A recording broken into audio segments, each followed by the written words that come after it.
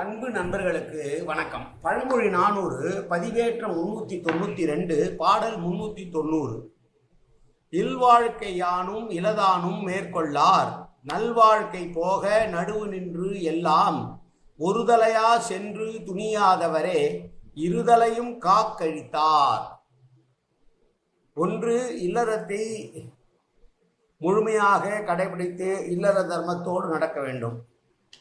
அது இல்லை என்றால் துறவு வாழ்க்கை மேற்கொண்டு அதிலே முற்றும் துறவியாக வாழ வேண்டும்.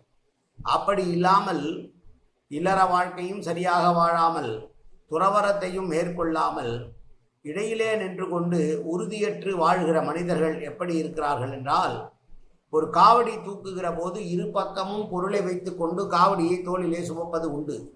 அப்படி இல்லாமல் இரு பக்கமும் இருக்கக்கூடிய பொருளை எடுத்து போட்டுவிட்டு வெறும் தண்டை மட்டும் சுமந்து சென்றால் எப்படி நகைப்புக்கு இடமாகுமோ அதுபோல சரியான இல்வாழ்க்கையும் வாழாமல் சரியான துறவியாகவும் இல்லாமல் இருக்கிறவர் நிலைமை இருக்கும் என்று சொல்லுகிற பாடல் இந்த பாடல். இல்லறமோ துறவரமோ எதுவாக இருந்தாலும் அது அந்த அறத்திற்குரிய ஒழுக்கத்தோடு வாழ வேண்டும்.